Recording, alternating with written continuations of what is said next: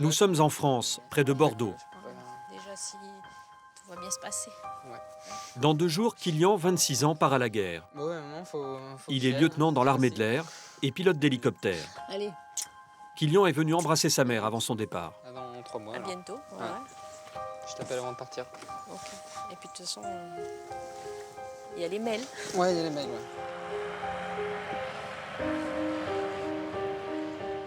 Mais avant de quitter la France, Kylian a un autre rendez-vous très important à ses yeux. Un rendez-vous dans les nuages. Voilà, c'est le dernier vol avant de partir. Donc, je vais essayer de me faire plaisir un petit peu dans les montagnes des Alpes. C'est votre manière de vous préparer pour... Ouais, de préparer sereinement, de réfléchir à tout ça, de prendre du recul et voilà, d'être bien prêt pour le départ.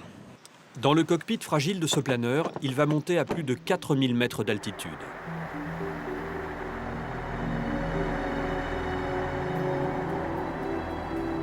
Kylian est champion du monde de planeur. Avant de partir au combat, il a besoin de faire le plein de sérénité.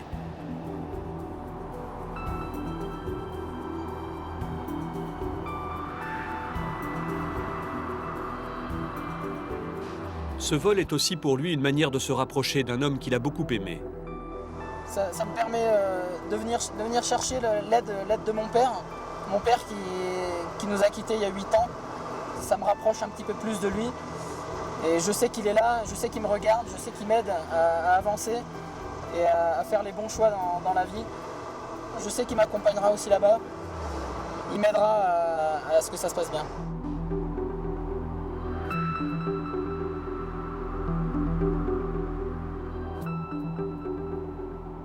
Dans quelques jours, Kylian va survoler un autre paysage. Bien plus hostile. Les montagnes afghanes.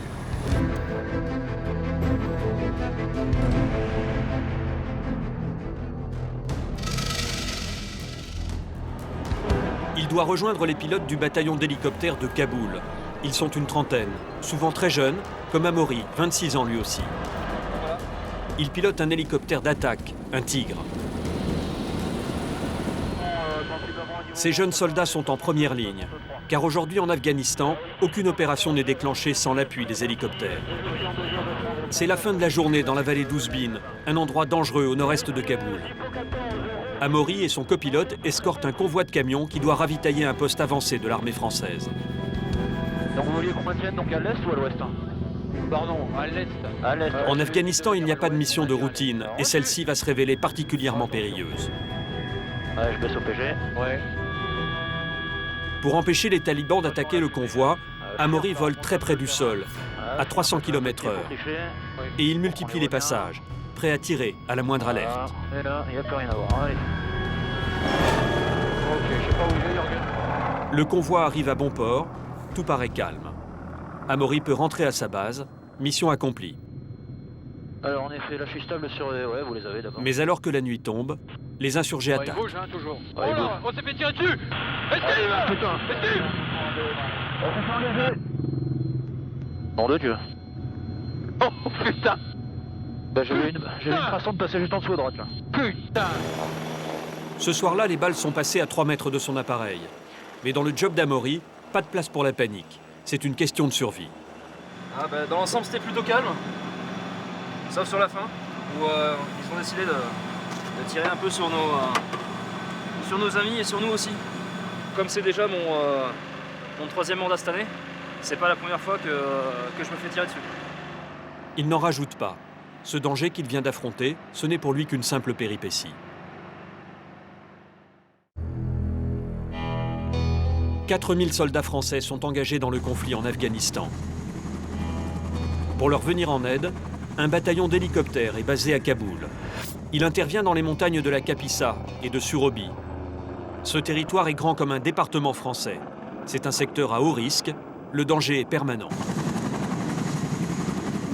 Décrochez, décrochez. On décroche, on décroche. Les hélicoptères contrôlent ces vallées par lesquelles les talibans s'infiltrent dans la capitale. Kylian, Ulysse et Amaury comptent parmi les meilleurs pilotes de leur génération. Quand les hommes au sol sont pris dans une embuscade ou un accrochage, ce sont eux qui interviennent.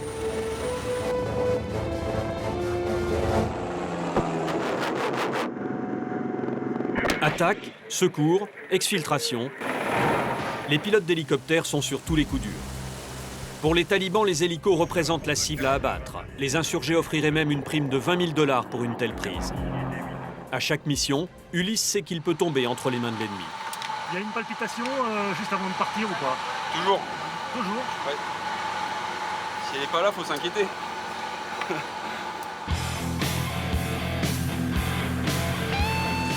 Alexandrine est infirmière. Dans l'équipe, elle est la novice. C'est ça? C'est exactement ça. C'est la première fois qu'elle participe à une opération de guerre. Elle va devoir faire ses preuves et affronter le pire.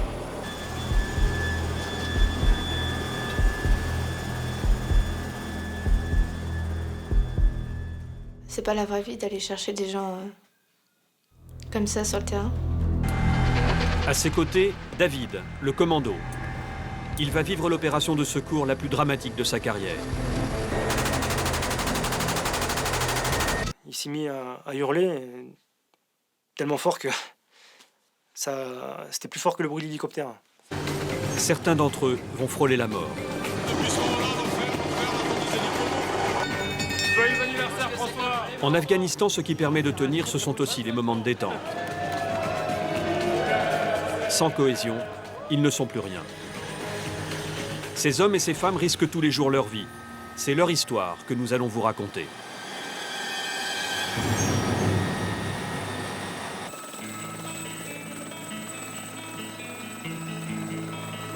C'est à Kaya, la base militaire de Kaboul, que nous retrouvons Kilian, le champion de planeur. Voici son hélicoptère, un Caracal. Cette énorme machine peut transporter 10 soldats ou une équipe médicale. Kilian a retrouvé Ulysse. En France, les deux pilotes appartiennent au même escadron. Ici, ils sont inséparables. Et Ulysse, Oui. vous faites un binôme? Ce sont des amis là qui volent ensemble? Tout à fait. Ouais, c'est important de bien s'entendre et de bien se connaître pour qu'en vol ça se passe bien. Ulysse et Kilian connaissent parfaitement le terrain afghan. Pour Kilian, c'est la 3e mission dans le pays. Mais pour les nouveaux venus, l'intégration est parfois plus rude. D'habitude, Alexandrine fait des prises de sang et des vaccinations sur la base aérienne d'Orléans. Elle participe pour la première fois à un conflit armé. Elle a eu droit à un stage de préparation avant son départ, mais ici, elle va découvrir un autre aspect de son métier. C'est dense et il y a une montée d'adrénaline super intéressante, juste au moment du décollage et pendant toute l'opération. L'équipage vient d'être alerté. Il y a un blessé à secourir. Le matériel médical doit être chargé dans l'hélicoptère et c'est Alexandrine qui s'y colle. Elle pèse 43 kilos, son gilet pare-balles 20 kilos. L'infirmière est un poids plume comparé au commando qui ne la ménage pas. Ah, je suis derrière, mec, hein. Putain. C'est au pied de la machine qu'elle apprend l'état du blessé. C'est un enfant, là. C'est un enfant? C'est un enfant de 8 ans. Et qu'est-ce qu'il a, cet enfant? Il est brûlé. C'est un enfant afghan, brûlé sur la moitié du corps. Il s'agit d'un accident domestique. Plus la prise en charge est rapide, mieux c'est pour lui. Il ne faut vraiment pas qu'on le traîne. En Afghanistan, toutes les interventions médicales sont sécurisées par crainte d'attaque ou d'attentat. David, le commando, est chargé de la protection du médecin, surnommé le doc, et d'Alexandrine, l'infirmière. Amaury, le pilote du Tigre, est lui aussi de la partie. Il va escorter l'hélicoptère de secours pendant toute la durée de la mission. Pour des raisons de sécurité, en Afghanistan, un hélico ne vole jamais seul.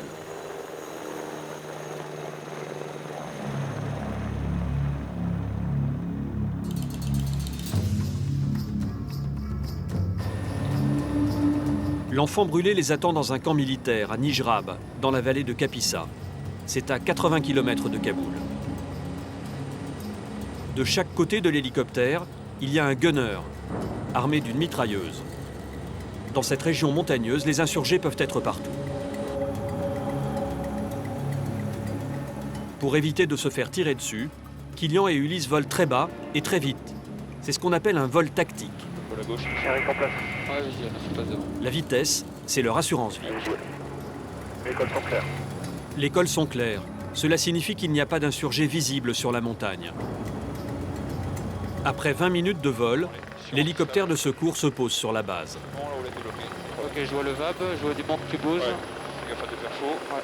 C'est l'une des phases pendant laquelle l'appareil est le plus vulnérable. Il faut aller vite, éviter un tir de roquette. Autorisé à débarquer. Ok, ils descendent. Allez. Médecin, infirmière, les commandos, tout le monde est au sol. Les commandos débarquent toujours les premiers. Derrière eux, l'équipe médicale emboîte le pas. Le médecin n'a que quelques secondes pour prendre les consignes. Le père de l'enfant est fouillé. Les commandos s'assurent qu'il ne transporte ni armes ni explosifs. Même dans cette circonstance, il faut parer à tout risque d'attentat.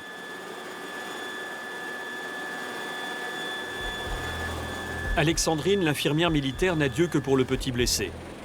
Elle sait que pour lui, le voyage va être une épreuve supplémentaire.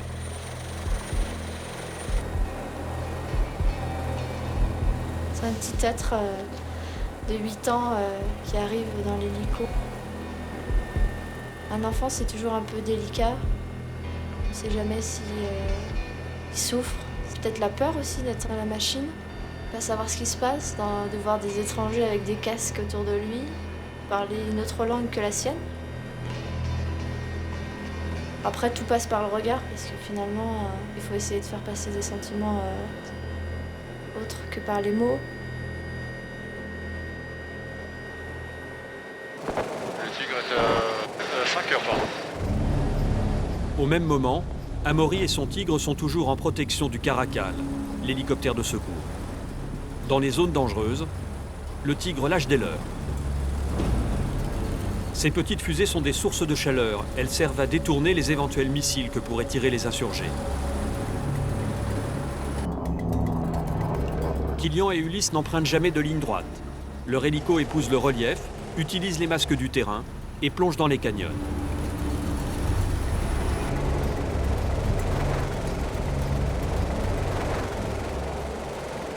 Pour isoler l'enfant du vacarme de la machine, Alexandrine lui a placé un casque sur les oreilles. Et son petit protégé ne tarde pas à s'endormir sous l'effet des calmants.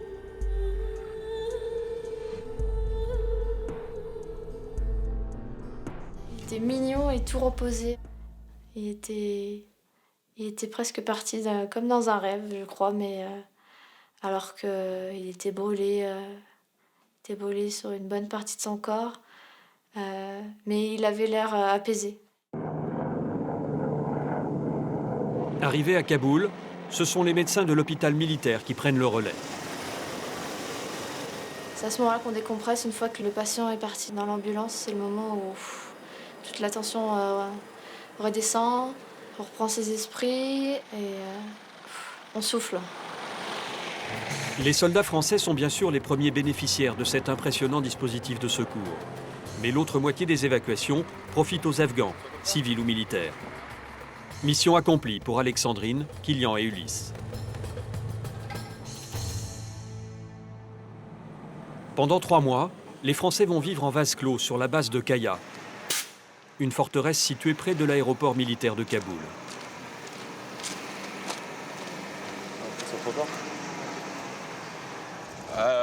On a connu mieux comme Club Med, hein, mais c'est pas mal, c'est pas mal. Alors, il y a des bâtiments tout neufs, anti-roquettes. C'est-à-dire anti-roquettes? C'est-à-dire que le couloir est renforcé. Donc si on a une alerte à la roquette, Tout le monde dans le tout le monde dans les couloirs de ces bâtiments-là. Et on serait a priori protégé. Enfin, c'est ce qu'ils nous ont vendu. Il leur est interdit de sortir du camp. Tout ce que Kilian et Ulysse verront de Kaboul, en dehors de leur mission, se limitera à ce périmètre, étroitement surveillé. Kaya, c'est 3000 soldats de 30 nations différentes. Ce complexe ressemble à un gigantesque campus, avec ses terrains de sport, son hôpital, ses restaurants et ses magasins, épicerie, électronique dernier cri. On trouve vraiment de tout ici. Bah, c'est un jeu d'échecs sur fond de carte afghane, puis avec des soldats américains d'un côté, avec les talibans en face. La base de Kaboul possède aussi son marché afghan. Parfait pour Lindsay et Julie, du bataillon hélico. Tu vas aller voir, Elles aiment venir ici pour se changer les idées. Ce sont des civils afghans qui ont l'autorisation, ils viennent et ils font leur commerce ici et puis ils vivent grâce à nous. Ah, okay. Ici, on peut payer dans toutes les monnaies, en dollars, en euros ou en afghani. Véritable tapis à thème militaire, araignées naturalisées, les commerçants débordent d'imagination pour satisfaire leur clientèle. Ici, on arrive à retrouver un peu ce qu'on trouve en France, c'est-à-dire essayer des vêtements, se regarder dans la glace, se trouver coquette, voilà. Comme quoi, on perd jamais les réflexes en fait.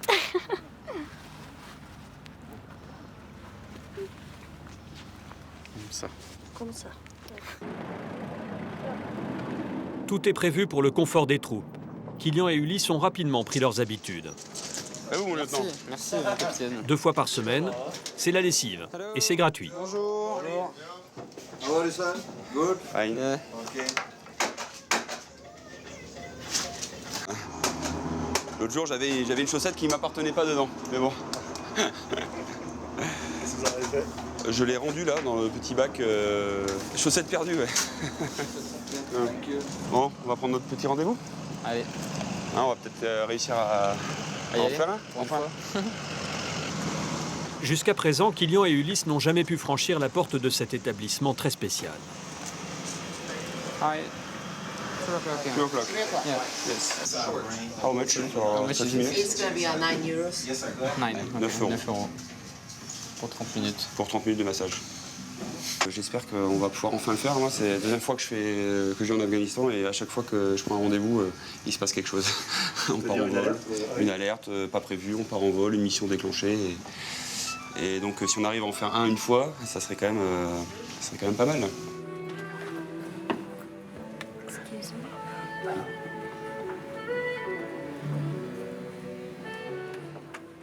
Ça se passe bien.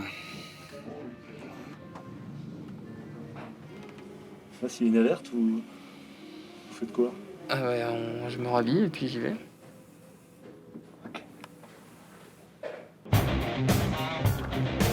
En fait, Kylian et Ulysse passent le plus clair de leur temps libre dans la salle de musculation, ouverte jour et nuit. On va faire des tractions un petit peu. Là. Développé couché, là, on n'en peut plus. Là. On a déjà trop fait.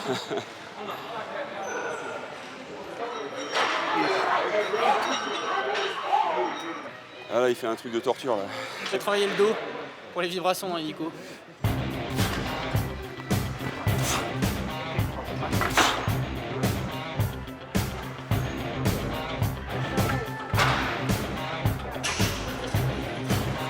Alexandrine, l'infirmière, s'entraîne elle aussi presque tous les jours, entre 2 évacuations médicales. Toujours le téléphone. Je suis d'alerte tout le temps, 7 jours sur 7, donc 24 heures sur 24, donc j'ai toujours le téléphone. La dernière fois, ça m'a bien servi parce que j'ai été appelée en plein milieu de ma séance de sport. Mais pour l'instant, pas d'alerte. Alexandrine en profite pour aller à l'hôpital prendre des nouvelles de l'enfant brûlé. Les médecins ont prévu de l'opérer pour lui faire une greffe de peau.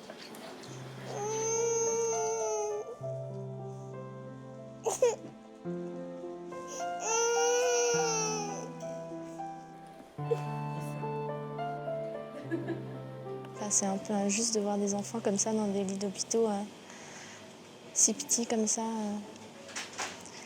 avec des bandages sur tout le corps, tout petits. Cela fait maintenant 3 semaines qu'Alexandrine est arrivée en Afghanistan.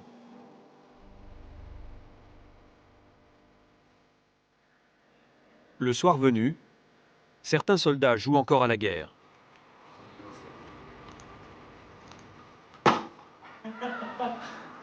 Alexandrine, elle, n'a pas envie de jouer. Ce qu'elle voit ici chaque jour ne la laisse pas indemne.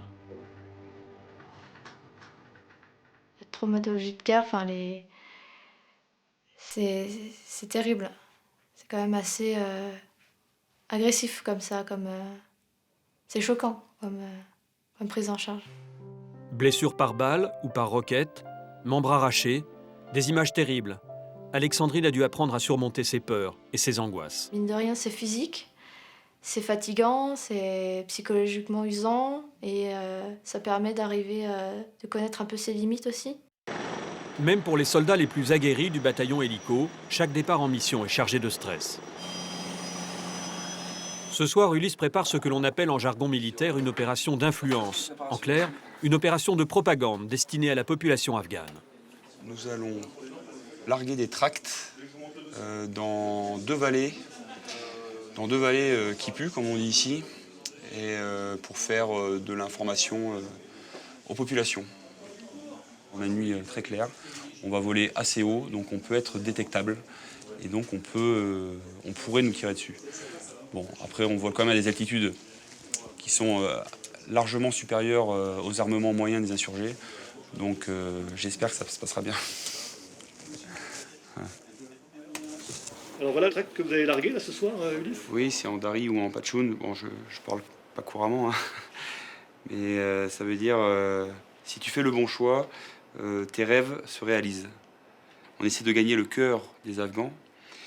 Et ceux-ci sont toujours entre deux chaises, c'est-à-dire qu'ils sont pour la paix dans leur pays, mais pour survivre, ils sont tentés d'aider les insurgés pour avoir de quoi manger. La zone de largage est située dans une vallée très dangereuse, occupée par les insurgés.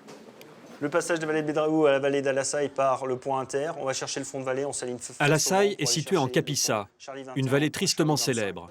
14 soldats français y ont trouvé la mort. Il y a 2 ans, nous les avions accompagnés au cœur des combats, aux côtés de l'armée afghane.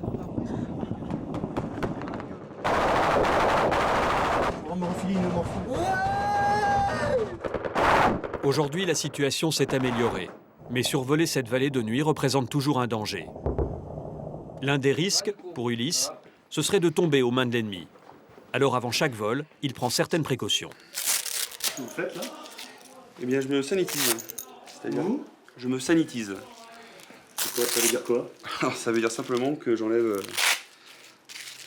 tout ce qui est reconnaissable et sur moi, qui ne doit pas être vu si jamais je devais me faire prendre.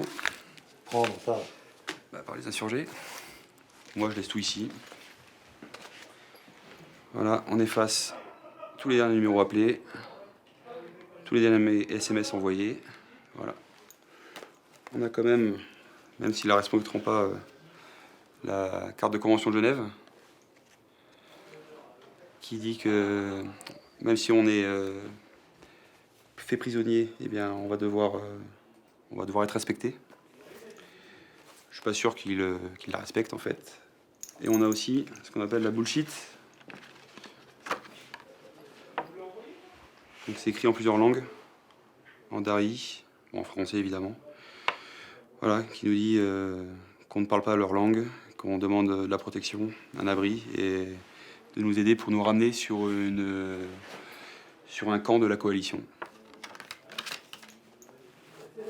Et j'ai aussi $50, ça peut sauver. On sait ce qui est réservé aux pilotes qui sont attrapés par l'ennemi ou pas?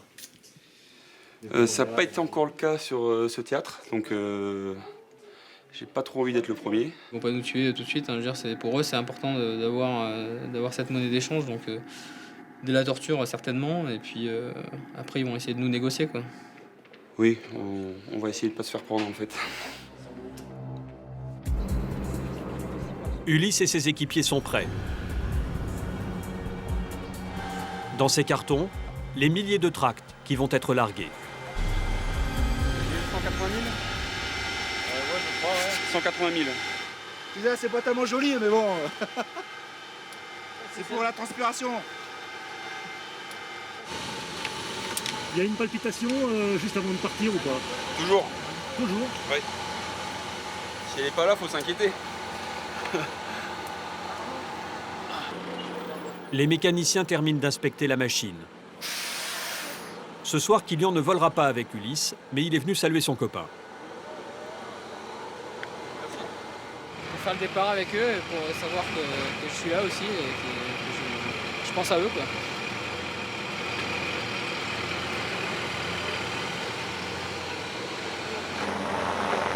C'est Alain, le mécanicien navigant, qui larguera les cartons lorsqu'Ulysse lui donnera le top. On a 1 minute de l'entrée de la Capissa. Même pas, on passe la dernière clap. Après 20 minutes de vol, les premiers villages sont en vue. On va la vallée. Ok, et ben on se prépare derrière pour le largage. Allez. Reçu. L'appareil est lancé à 300 km/h. Alain entreprend un véritable numéro d'équilibriste à 400 mètres d'altitude. C'est le moment le plus critique de l'opération. Ah ben derrière la trappe est ouverte, on est paré. L'hélico pourrait être pris pour cible. Mais les commandos veillent. Avec leurs lunettes de vision nocturne, ils scrutent le fond de la vallée et les lignes de crête. Top largage. Maintenant? Oui. Reçu. Pendant près d'une heure, Ulysse va larguer 10 cartons sur 4 positions différentes. Les principaux villages de la vallée d'Alassaï. Une zone de 10 km². Maintenant, dernier point. Je vais dessus. Tu peux m'enlever les autres? Nom de code de l'opération, Carla.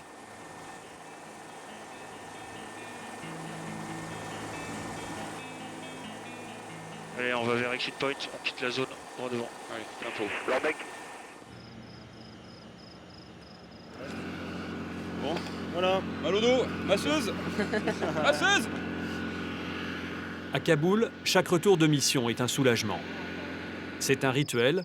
Tous les équipiers accueillent ceux qui rentrent. Mes idoles, vous êtes revenus, vous êtes entiers sains et saufs. Oh, Ulysse, tu es là. Ulysse, reviens. Ulysse. J'ai refait la tapisserie 4 fois. C'est Julie, la secrétaire de la salle des opérations, qui vient d'habitude alerter les équipages. Mais ce soir, elle est simplement en retard. Une petite fête est organisée avec les mécanos et les pilotes. Au menu, les provisions envoyées de France par les familles. Non, c'était pas le pâté neuf, non. Tiens bon la vague, tiens bon le vent. Iseo, Santiago, 18 400 tonneaux, je suis fier. Bon voilà, on monte dans la cage. Et après les chants de marins, la base ce soir va prendre des allures de campus déjanté. Joyeux anniversaire François. Allez François. Anniversaire ce soir. Et oui, c'est mon anniversaire. Ils m'ont fait un très beau t-shirt. 25 ans. Sur cette base aérienne de l'OTAN, l'alcool a été récemment interdit, mais les anniversaires sont toujours très bien arrosés. Les bras sont accrochés ou pas? Pour fêter le cap de ses 1000 heures de vol, Amaury aura bientôt droit au même traitement. Ça sent bon. Je sais pas ce qu'ils ont mis dedans, mais ça sent pas bon. Ça sent le vomi en fait.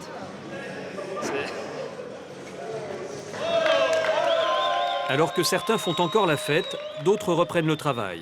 La guerre ne connaît pas de répit. Les machines doivent être prêtes en permanence. Après chaque retour de mission, les hélicoptères sont inspectés dans les moindres détails. Les mécaniciens recherchent d'éventuels impacts de balles. L'armurier recharge les paniers de roquettes.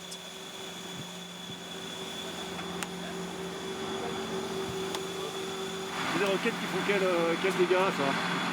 C'est pour traiter des surfaces comme un terrain de foot à peu près. Une roquette, un terrain de foot. Le Tigre coûte près de 30 millions d'euros. Cette machine de guerre est une cible de choix pour les talibans. Un trophée très convoité. Abattre un hélicoptère de combat, c'est vraiment quelque chose qui leur permettrait de se faire de la publicité en fait. Celui qui aurait accompli un tel acte aurait une gloire qui rejaillirait en fait sur tous ses proches. Il y a 2 ans, un pilote de Tigre a filmé un de ses accrochages qui aurait pu très mal tourner. Ok, visuel les packs, dirige vers lui. Un groupe de soldats américains avec 2 blessés ici à l'image est en train d'être évacué par un hélicoptère français. Au moment du décollage, les insurgés lui tirent dessus à la roquette. Ça tire, stable. Où ça? Stable. Oh putain, l'hélico juste à côté. La roquette manque sa cible et explose à 20 mètres de l'appareil. Allez, une fois. Ah, j'ai visuel sur un mec. Le Tigre, qui assure la protection, riposte aussitôt. Il fait, le pack. Ici, à droite. Ça tombe un peu derrière. Là, je suis sur les 2 mecs là. Boum, je fais le mec. Cette nuit-là, les talibans ont voulu s'en prendre à l'hélicoptère. Ils l'ont payé de leur vie.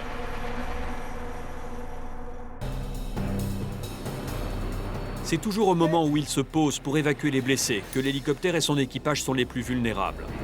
Il faut donc répéter inlassablement cette phase critique de l'opération.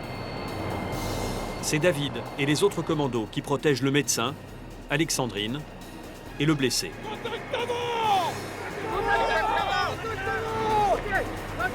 Alexandrine n'a jamais connu l'épreuve du feu. En cas d'accrochage avec les talibans, il faudra qu'elle sache comment se comporter et trouver tout de suite ses marques. L'opération est répétée comme une chorégraphie. Chacun doit connaître son rôle et sa place. C'est la fois qu'on a fait 4 fois. Oui, 4-5 fois là. Bon, mais ça vous paraît utile là? Oui, c'est utile. C'est du cas concret. Là, ça permet de voir un petit peu comment ça pourrait se passer en réel. On décroche, on se met à couvert. Là, Alexandrine et David ne le savent pas encore, mais dans quelques jours, ils vont être confrontés à cette réalité. Les commandos habitués à l'usage des armes doivent aussi savoir prodiguer les soins d'urgence. C'est au tour d'Alexandrine de jouer les professeurs. Initiation à la pose d'une perfusion. C'est bon, t'as bien compris, t'as bien suivi? Je suis pas bien. C'est dommage, c'est toi qui dois piquer ce Je sais. J'en connais un, Voilà. t'enfonce pas. Tu tires bien sa peau, tu peux tirer. N'enfonce pas plus. Mais putain, mais... Non mais c'est bon là. Oh putain. Tac. Mais d'où la petite compresse tout à l'heure. Ouais. Tu vois, ça, j'ai oublié la compresse, t'as raison. C'est bien, hein? C'est pas facile, tu vois, parce que c'est au moment où tu pousses et tu tires. J'aurais dû penser à la... Bon, après, là, on est au calme, c'est en journée, on est assis au bord d'un bureau, ça va, mais si il fait nuit, sous le stress, etc., c'est plus difficile. Non, mais ce qu'il faut, c'est s'entraîner assez régulièrement. Pendant 1 heure, les commandos vont s'entraîner chacun à leur tour. Vous savez que j'ai toujours rêvé de faire médecine. J'ai fait boucher charcutier. Chaque soldat possède un kit médical d'urgence avec une dose de morphine. Une tubulure. Un antidouleur très puissant, mais qu'il faut savoir utiliser. L'efficacité, au bout de 10-15 minutes, vous voyez que la personne a moins mal. Si jamais elle a toujours mal, il ne faut pas hésiter non plus à la refaire. Ce qui nous guide, c'est la douleur de la personne. Si elle commence à s'endormir, c'est qu'elle a plus mal. Alors, David, raconte-moi, qu'est-ce que tu fais? Vient ensuite la pose du garrot. Les soldats en ont toujours un sur eux. Ouais. Ça fait très mal, hein, la pose d'un garrot. Quand il est bien serré, c'est utile. Après, il faut le manipuler pour l'avoir en tête et comme ça, le jour, il faudra le faire, mais il sera bien fait, quoi. C'est pas un geste anodin, ça peut sauver une vie. Non, hein. tout à fait, ouais. Une fois qu'il est posé, on le retire pas. C'est à l'hôpital qui décide de retirer le garrot. C'est pour ça qu'il est hyper important de noter l'heure de la pose du garrot sur le front du blessé. Alors, il est 17h46, je pose un garrot, donc... Ah, vous marquez pour de vrai? Ouais, j'ai noté. Alors, on marque G ou T. C'est chouette, hein. Pose de garrot, injection de morphine. David et Alexandrine vont devoir accomplir ces gestes plus vite qu'ils ne l'imaginaient.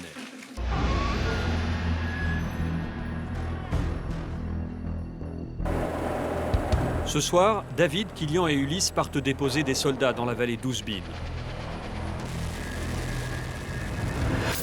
Direction la base de Tora, à 80 km. Ils rejoignent le colonel Gouasque et ses soldats du 126e régiment d'infanterie de Brive-la-Gaillarde. On les surnomme les Bisons. Ils vont effectuer une mission de reconnaissance. L'opération commence de nuit.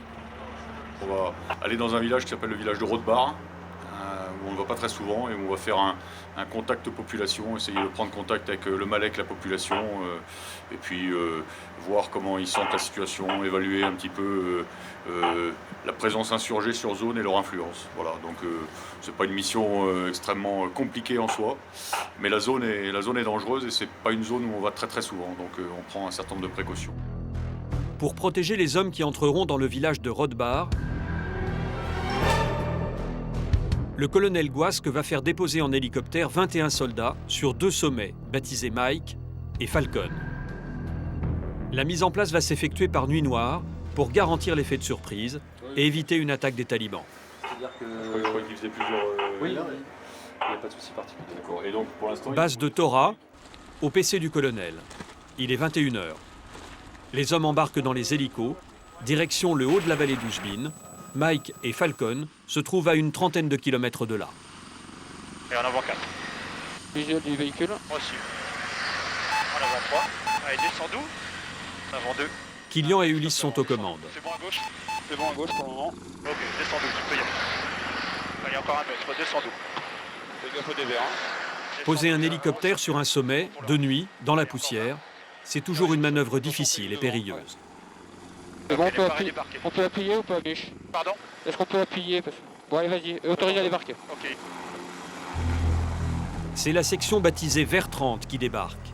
Parmi les combattants, il y a des tireurs d'élite, 2 infirmiers et 1 radio. Ils vont rester ici 48 heures.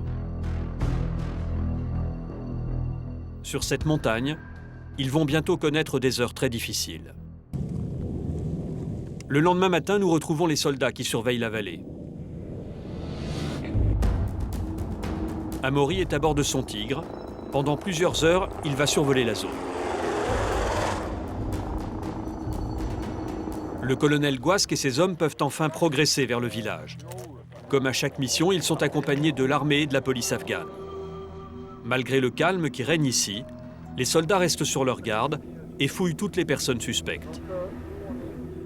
Derrière chaque paysan peut se cacher un insurgé. Le colonel a voulu que cette opération se déroule de manière pacifique. Il a organisé une choura, une réunion avec le Malek, le chef du village. Merci au Malek d'être venu ce matin. Quand on connaît l'amitié qui lie la France à l'Afghanistan, on a envie de faire quelque chose pour ce pays et on a envie de faire quelque chose pour les enfants de ce pays pour qu'ils puissent construire un avenir de paix. C'est dans notre intérêt d'agir. Ici, c'est notre pays que nous devons servir. Nos efforts doivent être plus importants que les vôtres, puisque c'est notre pays. Vous êtes venus de France pour nous aider. Mais si les gens ne le comprennent pas, que peut-on y faire? Malheureusement, il y a aussi des gens dans cette vallée, soit originaires de cette vallée, soit qui viennent d'ailleurs et qui s'installent dans cette vallée, qui ne nous accueillent pas avec le sourire du Malek, mais avec le fusil de l'insurgé. Oui, le problème est qu'il n'existe nulle part des forêts sans chacal et que toutes sortes de personnes cohabitent dans les forêts. La nuit tombe. La section Vert 30, qui a été héliportée sur la montagne, surveille la vallée. À 5 km de là, en contrebas, leurs camarades de la section Vert 10 prennent position. Ouais, vers base ici, vers 10, parlez. Ouais, 11. Ouais, t'es toujours en cours de check du véhicule et des personnels. Hein. Les hommes du colonel Gouasque contrôlent toutes les voitures. Ce soir, tout paraît calme. Il y a même eu un mariage dans les environs.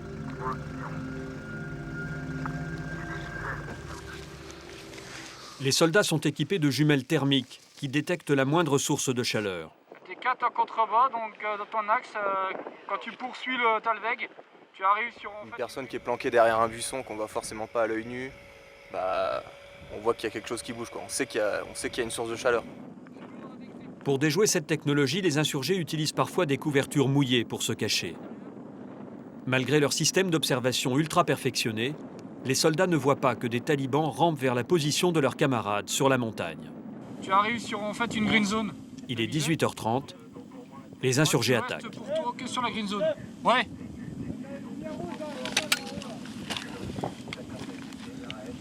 Tire en fait, tire à droite sur Falcon. Cette lumière blanche, c'est la roquette tirée par un taliban sur la position française.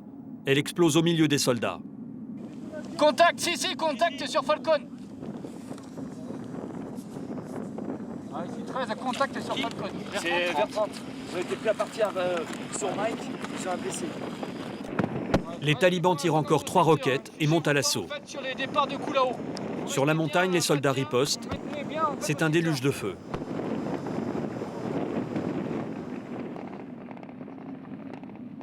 Dans la vallée, leurs camarades assistent à cette attaque, sans pouvoir réagir. Donc, nouvelle situation, apparemment, c'est 2 blessés chez Vert 30. 2 blessés, il vient de rendre compte, 2 blessés. On est obligé de demander les hélicoptères pour évacuer. Sur la base de Kaboul, branle-bas de combat. Les Tigres sont sur le départ. Il y aurait des éléments français qui seraient pris à partie au niveau d'une ligne de crête en vallée d'Ouzbine. Et on se prépare à évacuer 2 blessés.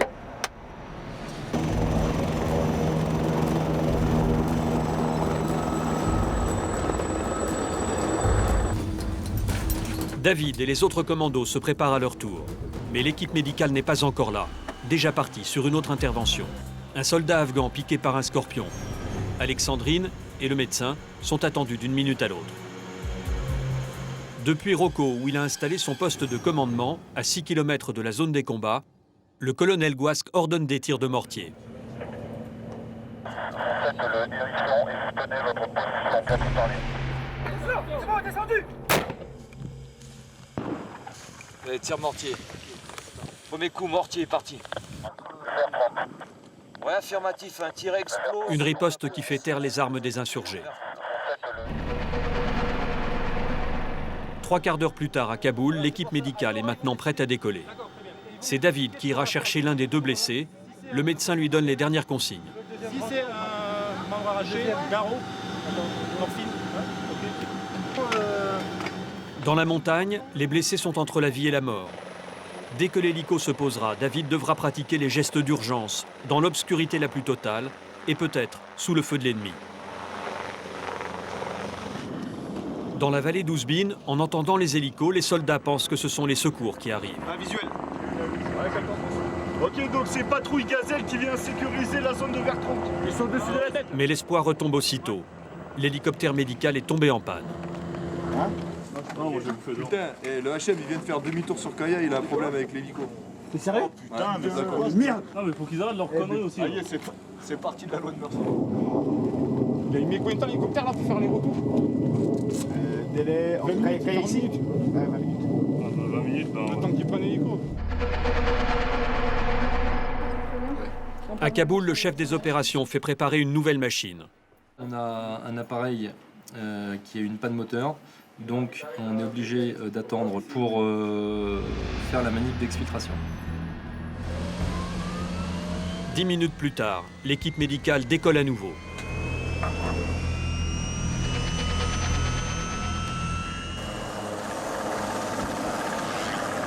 Dans la vallée, les soldats de Verdis apprennent que les 2 blessés sont les infirmiers de la section. Putain, c'est l'adjudant. L'un d'eux a eu la jambe arrachée. Là-haut, il n'y a plus que les combattants pour leur porter secours. Sur le réseau radio, les hommes écoutent le médecin qui, à distance, essaie de les guider.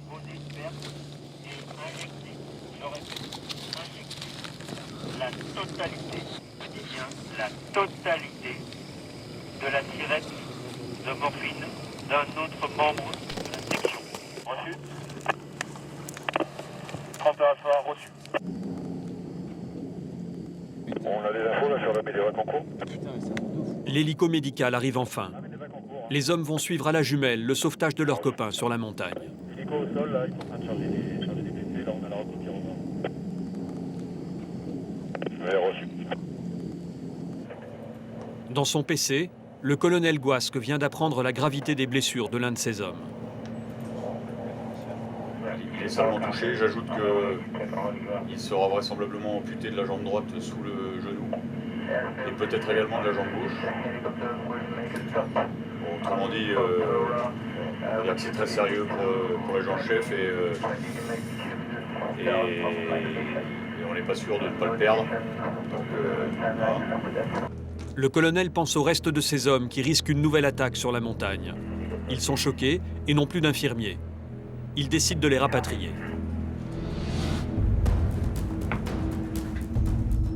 À Kaboul, Kilian, Ulysse et les autres équipages se préparent à aller récupérer leurs camarades. C'est une opération millimétrée. 2 tigres, hélicoptères d'attaque, vont d'abord nettoyer la montagne. À leur côté, une gazelle de reconnaissance et 3 hélicos transport de troupes. Kilian posera sa machine sur la crête. Il sait qu'il n'a pas le droit à l'erreur. Oh non, c'est bon, ça va aller, on va faire ça. La difficulté, ça va être les poser de nuit sur les zones, pouvoir poser correctement pour embarquer les commandos et gérer toute la situation tactique avec les insurgés qui sont autour. On ne sait pas trop où ils sont. On a les tigres qui ont déjà fait pas mal de casses et qui ont nettoyé un peu la zone, mais on ne sait pas trop, il doit sûrement en rester encore. Il va y avoir 6 machines en vol. La récupération doit durer moins de 5 minutes. 3 appareils doivent se poser à tour de rôle en un minimum de temps sur une zone grande comme un terrain de tennis. Le risque, c'est que les hélicos se télescopent. Le terrain est accidenté et Kilian ne pourra poser qu'une seule roue sur les 3 de son hélicoptère. 2 heures du matin, au PC du colonel.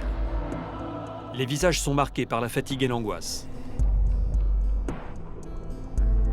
Les hélicos arrivent. Le colonel Guasque suit en direct sur cet écran la récupération de ses 19 soldats.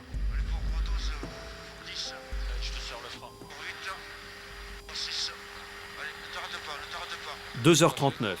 L'hélicoptère de Kilian se pose sur Mike. Oui, à droite. Top l'avant, il y a droite doux.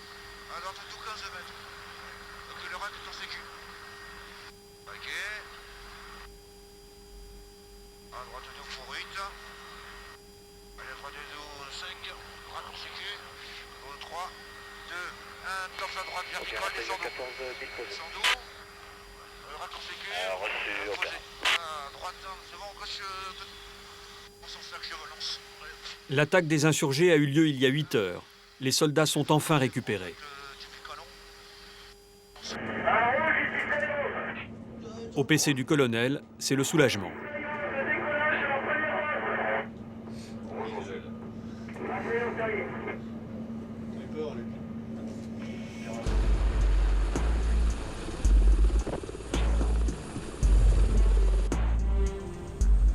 Les hélicos se posent sur la base française de Tora.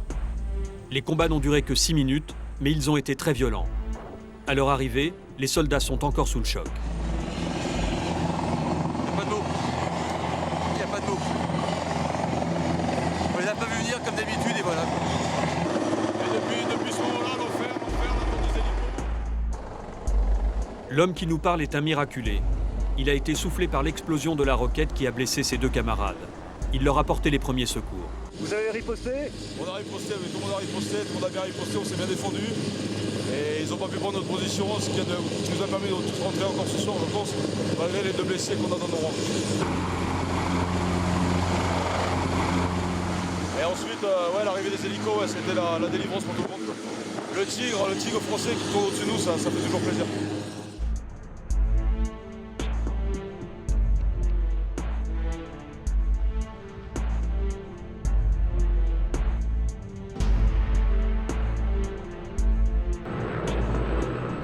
À Kaboul, tous les équipages sont rentrés. Mais à l'hôpital militaire, l'infirmier blessé, l'adjudant-chef Miloche, est entre la vie et la mort. C'est David, le commando, qui lui a porté secours. Un sauvetage qui s'est effectué dans des conditions particulièrement difficiles. Le contact a été très rapide avec l'équipe qui était au sol. Ils nous ont très rapidement guidés sur les 2 victimes. Mais c'est vrai que c'était une atmosphère particulière. On est resté 10 minutes sur zone, mais ça m'a paru une éternité, quoi. David se dirige vers le 2e blessé. Dès qu'on a mis les mains dessus pour le lever, il s'est mis à hurler, tellement fort que c'était plus fort que le bruit de l'hélicoptère. Et c'est vrai que c'est des choses qui marquent un peu. Ouais. On dit qu'il y a des fois des souffrances qui sont vraiment énormes, quoi. On part, et dans la machine, le doc donc, nous fait signe que l'agent-chef n'a plus de pouls, donc il attaque un massage cardiaque. L'hélicoptère se pose d'urgence à Tora. Les commandos et les chirurgiens se battent pour ramener le blessé à la vie. 2 heures plus tard, il est transporté vivant à Kaboul. On l'avait ramené de loin, et quand on l'a déposé à l'hôpital, on s'est dit c'est bon, pour lui, c'est bon, hein, c'est gagné. Mais à 4 heures du matin, malgré tous les efforts, l'infirmier-major Thibaut Miloche décède à l'hôpital militaire de Kaboul. Il avait 39 ans. Soldat expérimenté, c'était sa 2e mission en Afghanistan. Sauver des vies était pour cet infirmier une vocation. Thibaut Miloche était marié et père de 2 enfants.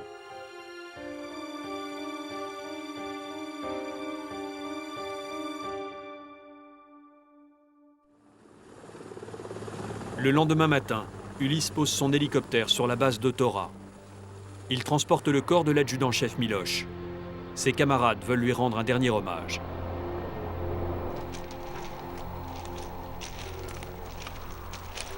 Le colonel Gouasque a rassemblé ses hommes.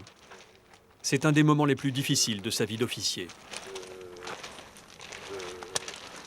Pour la plupart d'entre nous, nous avons appris à notre réveil le départ définitif de l'adjudant-chef Thibaut Miloche, infirmier-major du 126e régiment d'infanterie et du GTIA.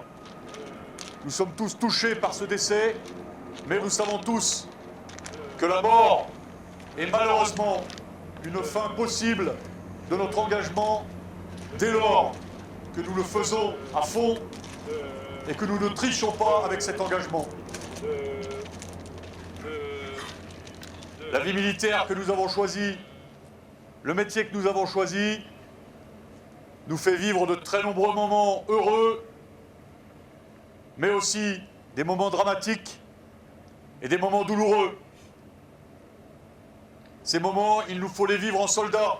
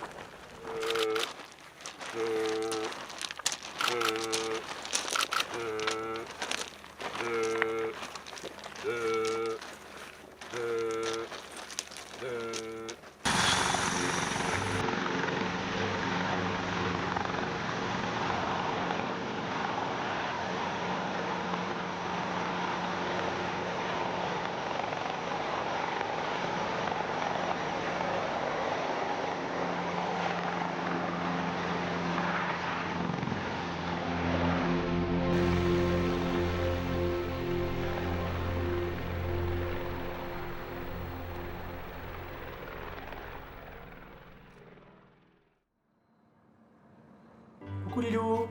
David, le commando, n'a pas dit un mot à sa compagne des événements tragiques qu'il vient de vivre, pour ne pas l'inquiéter. Ça va? Tu l'as fait loucher là. Mais il reste marqué à jamais par la mort de son camarade. J'ai pensé surtout à la famille de l'agent-chef. Voilà. Je me suis dit comment ils vivent l'événement, quoi. Quand je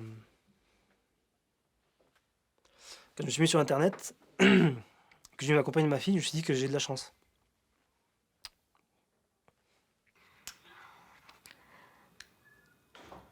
C'est pas la vraie vie d'aller chercher des gens comme ça sur le terrain. Une fois que c'est arrivé, on n'a pas envie que cela se répète, donc on peut pas craquer, il faut y aller, il faut continuer, il faut se dire qu'il y en a d'autres qui ont besoin de nous et il faut pas lâcher prise. Alexandrine est repartie en mission. Bon, ben, on prend les mêmes, on commence. Bon courage. Merci. David, toujours à ses côtés. Ouais, ça va. Là, on se met un peu dans le match. Avec Kilian et Ulysse, l'équipage a affronté de nouvelles épreuves. Amaury a fêté ses 1000 heures de vol. Son Tigre a été à nouveau pris pour cible par les insurgés. Depuis la fin de ce reportage, 4 autres soldats français ont perdu la vie en Afghanistan.